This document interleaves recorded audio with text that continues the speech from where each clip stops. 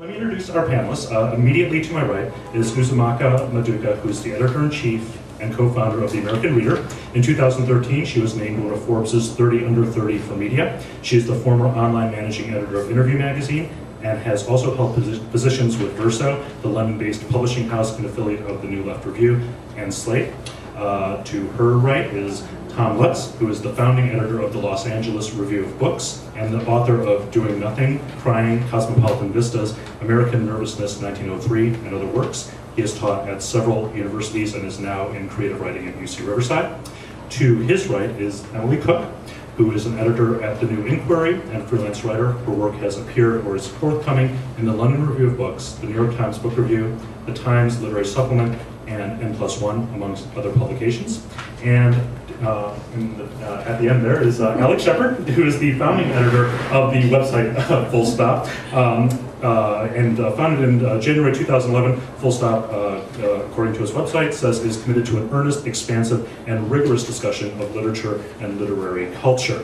And this is an interesting time. I'm going to start with you, Alex, to talk a little bit about mission statements. This is the 50th anniversary, as some of you know, of the New York Review of Books, and I wanted to read a little bit from its manifesto in its first issue, because it seems like in some ways things are different, but otherwise things haven't changed. The goal it said was to publish the sort of literary journal which the editors and contributors feel is needed in America. Neither time nor space has been spent on books which are trivial in their intentions or venal in their effects, except occasionally to reduce a temporarily inflated reputation or to call attention to a fraud. The contributors have supplied the reviews to this issue on short notice and without the expectation of payment. The editors have volunteered their time, and since the project was undertaken entirely without capital, the publishers, through the purchase of advertising, have made it possible to pay the printer. The hope of the editors is to suggest, however imperfectly, some of the qualities which a responsible literary journal should have, and to discover whether there is, in America, not only the need for such a review, but the demand for one. So Alex, my question for you is, I guess, and for everybody actually, is when you founded Full Stop, what did you feel was your point of differentiation? What space did you feel you needed to occupy that wasn't already taken? Some of that goes with the New York Review of Books mission statement, that we were looking at what was being reviewed in America, and for the most part we were not pleased with it. We saw the same authors getting reviewed. Sorry about that. We thought that... Oh, sorry, don't speak up. Yeah. We were seeing the same sort of middle-of-the-road authors being reviewed. A lot of books that we thought were interesting or by younger people were sort of getting thrown by the wayside, whereas books by the same, I keep going back to the memoir thing, but the same sort of writers who were already established were getting covered. I think that we, at the time that we wrote that mission statement, which I think we're all a little bit embarrassed about now, thought that there was some sort of more revolutionary purpose in what we were doing, but we were probably just drunk, so.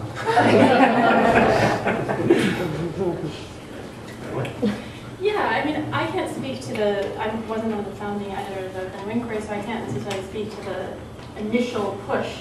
But I know that we conceived of ourselves as participating in the sort of ecosystem of the small press.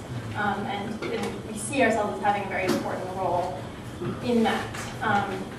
Of course, in a certain way that makes it sound like almost like it's a commercially motivated thing. Like, we want to help small presses sell books, which is, we do, but that's not the fundamental motivation.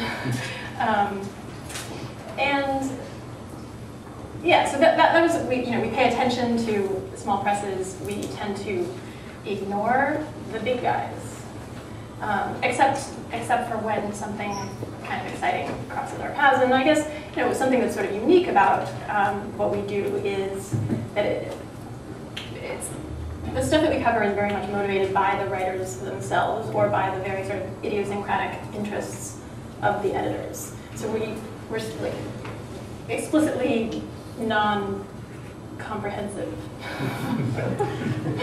proudly so. Yeah, I'm completely an accidental editor. I was an academic, and I was one of the 17 people that Howard Junker asked to replace him as editor of Ziziba. at one point, and I thought to myself, well, maybe I should do that, and talk to my colleagues in creative writing at Riverside and said, should I do this? And they said, why would you buy a used journal when you can get a new journal for free? So I thought, okay, that's interesting. What if I was going to run a journal? What would it look like? What would it do? And it was right at the time that all of the Sunday supplements were folding their doors and shutting down. My wife is a freelance journalist, and I saw an entire generation of expertise getting wiped out as the shakeout of the move from print to the web worked itself out, which obviously it has not done yet. So my kind of jump into this frying pan was partly out of a sense that something needed to be done to keep the great tradition of American, almost middle of the road journalism alive. That is, I really grew up reading the New York Times book review. That was my introduction to literary culture, and I saw this kind of opportunity being taken away in city after city around the country, and thought that I should do something about that. Of course, as a reader, academic reader, I was reading the New York Review of Books, so I kind of moved in the direction of serious, rigorous criticism. And that's what we're trying to do at LARP, in part. Is this loud? Yeah, I think for the American reader, it has a lot. It has a lot of affinity, I think, with the New York Review of Books in terms of their mission. I would say because of the fact that we really think of it as something generational and generationally necessary. Both Jack and I felt that every generation kind of needs to speak for itself in terms of its literature and its criticism, in order to really keep that time honest for its readers and everything. So that's definitely been nice to see their mission.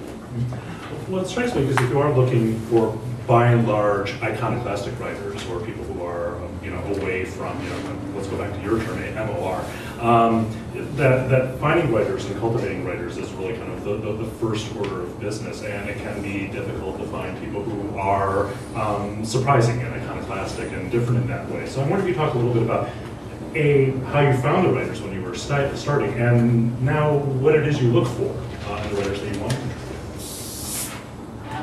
I would say one of the important roles that the New Inquiry at least serves, and I feel like a lot of these types of journals too, is actually one of sort of fostering new writers. And so working with very young writers, working with writers who actually have never been published before, and then often sadly seeing them leave us for bigger, brighter places who pay more.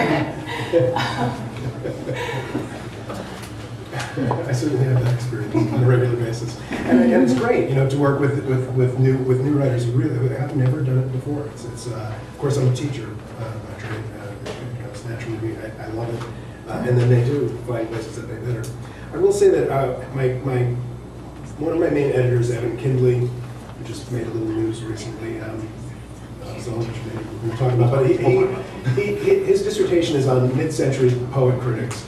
And the Ford Foundation asked a bunch of critics what literary journals they should support. And W.H. Auden wrote back and said all literary journals are the same. They all start out with the vision of a person or a couple of people. They ask their most famous friends to give them a piece. They make a big splash because they have the famous people in the first issue. And then when they go back to those famous people, they say, no, I'm going back to the Saturday Evening Post, which pays me good money. And every journal then just kind of peters out and dies. So it doesn't matter which ones you support. That was Auden's. And that hasn't been our experience entirely, but we did get the generosity of some big name people right up front to help us get noticed, and that was very important to us, and I think to all of us here. And I think the thing too is, it's sort of exciting working with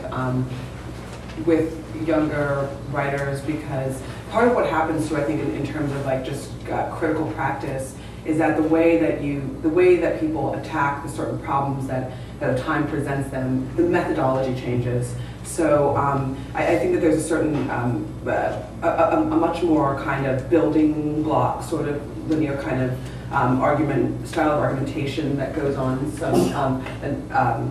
in some of the more traditional magazines. Whereas what I've started to emerge is as a real affinity for discursive things that are like really like inflected by the kind of the sort of the kind of 70s and kind of all that 70s Foucault, everything that actually like went into the bloodstream now is like actually just like a very like natural, you know, kind of whole method. And so it's kind of, it's interesting to be working with that and seeing that kind of difference just when you're looking at these kinds of, these different magazines that are, you know, having younger writers versus these more established writers.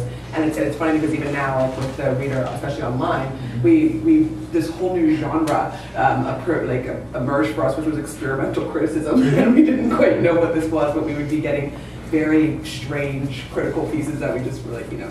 My favorite was this this incredible writer, this guy Tony, who I won't even try to say his last name, had written a piece on Yellowface and does this Bruce Lee movie. One of Bruce Lee's last movies, he died during the production of it.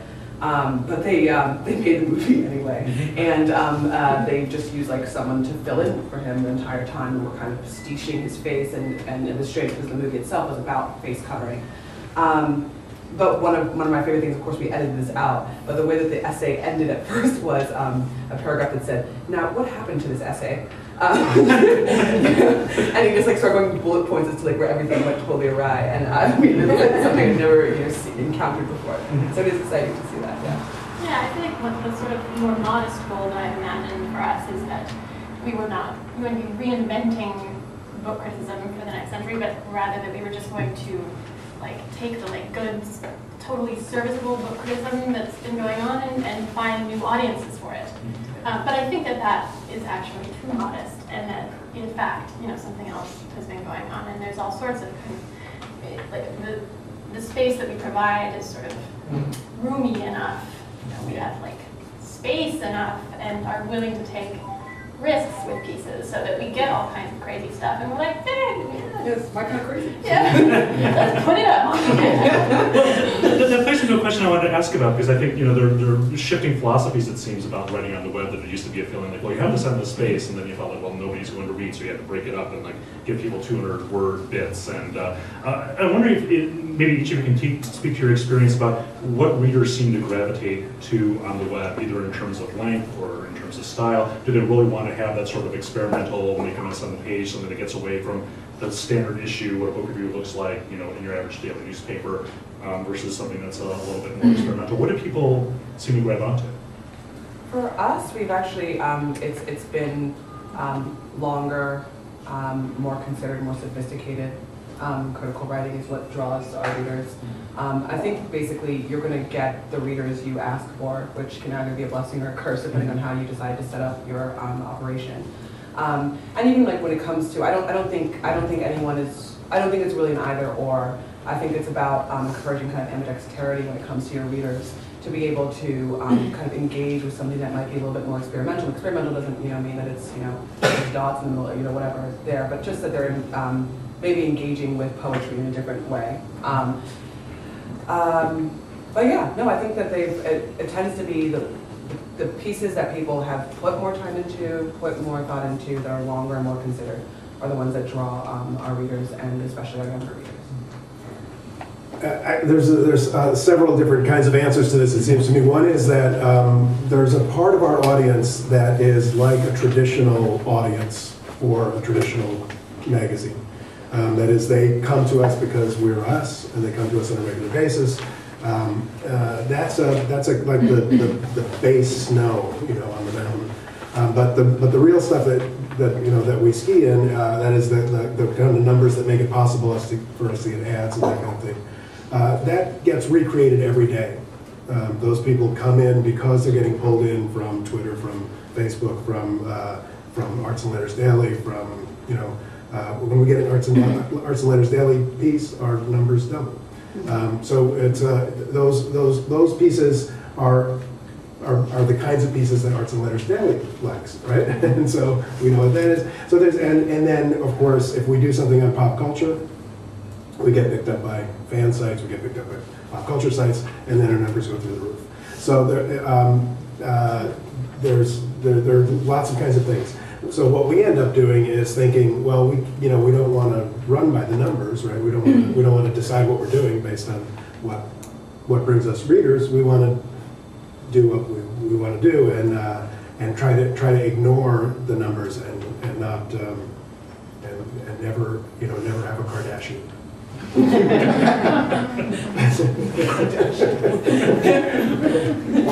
For us, I think it's three things, really. I mean, we have most of our returning visitors come just because we have a space in the site that operates almost like a book review insert would. So people that are hungry to read reviews, they come back, a few times a week. The other thing would be our more ambitious long-form pieces, generally something that has stakes in the argument or is making a provocative claim. But the things that do the best for us are jokes. We write humor pieces fairly regularly, and I do think that a sense of humor is generally something that's missing in most of the book community, whether it's online or in print. And sort of satire for us has always done well, and that's what we usually have the most fun writing. Yeah, there's one kind of book review that we still sometimes publish is a sort of straight up book review that makes its argument about the book and doesn't really go beyond that. But it's probably the least common type of review that we have, and it's the most likely to be totally ignored. and that, to me, that's fine. It's in fact the type of review that I'm least interested in myself. So there's a logic there. I mean, it is also the one that you can find. You look in the New York Times Book Review. That's the kind of review that you're going to find there, and the kind that probably has been most popular falls into the sort of experimental criticism, if we're going to call it that. And that has been reviews that are quite personal, so that are not only talking about the book itself, but somehow like engaging the writer's life or moving beyond it in some kind of unusual way. Like Natasha Vargas Cooper has a piece that is about Camille Paglia and also about her failed love affair. This one was, this caught the imagination of a lot of people. One thing that at least the American Reader and the New Inquiry both have print publications in addition to a web presence, and I know Tom, I believe that LA Review Books is working on one or has one currently. It's on its way. Okay, and Alex, I don't mean to shut you out with this question, but I'm curious if you talk a little bit about why and how you balance a print product with a web product, and what are sort of the kind of editorial considerations you're making from putting something in the magazine versus putting something on the website. Yeah, I mean, I think for us it was really important that we had both the print and the online. And I think some of my experience at other magazines before, I'd seen, I was a little bit disturbed by how unintegrated it was, the print and the digital. I think that I think that they kind of work together very well to me as two different forms of media, and I think when it comes to us in terms of like curating what goes into the print or what goes into digital, it kind of always is it really announces itself to us just even as we look at the piece. Even this yellow face piece we were talking about, we had talked for a while to see like, oh, will this work for print or for digital? I think it's probably the only time that we even had much of a question. But then, in a sense, I just did a read through and I said, oh, this is clearly digital. It's really just about a sensibility, the way that it's moving, and the way that you want your reader to be moving with it. Some things, I think some things are for like Sunday reading, like in your chairs and things, and other things are a little bit more like movement oriented. And Print moves slower? It invites a different kind of contemplation. You're actually holding the thing. You're actually, it's like sort of, there's certain, I'd always wonder, I'd always say, there's something I can maybe hypothetically be reading on an e-reader or something, but I could never read like D.H. Lawrence on an e-reader. There's something, he's doing something that you kind of feel like you need to hold on to like while he's, So I think that there is some sort of like more like tactile kind of writing that you do require that tactile object to engage. We, in fact, do not have a print portion right now. We have a magazine, what we call the magazine, which is a themed publication that we produce monthly, but it's a PDF. It's not printed, although we're planning on, it's like soon to be available in a sort of print-on-demand format. So in this case, in this sense, we're deciding what goes into that PDF, and then what goes on the web and doesn't go in that magazine. And that actually just has to do with mainly our themes. The magazine is themed and the website is the website. But everything that goes in the magazine ends up on the website. Okay. Yeah, I mean, we have a combination of, we have some content which is very timely. We had a series of pieces on drone warfare as Obama was making a speech, and so we wanted them to go up then. We wouldn't have wanted them to wait for the print, to have that print lag. A couple of, we've been doing some TV stuff about Mad Men and about the Liberace movie. So those things are key to the dates.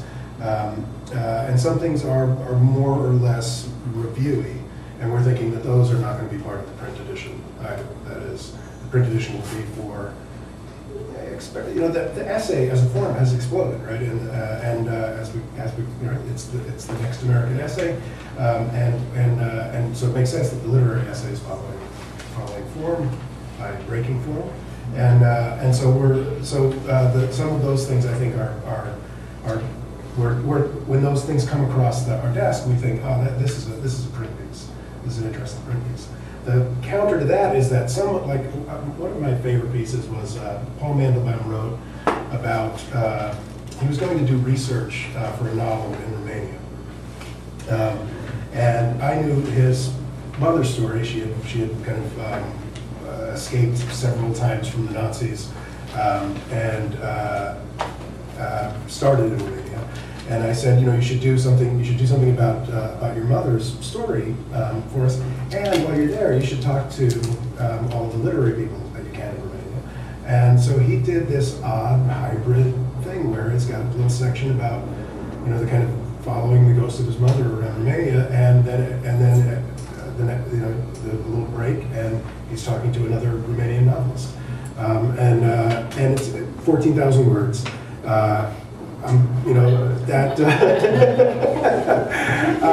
It's fantastic.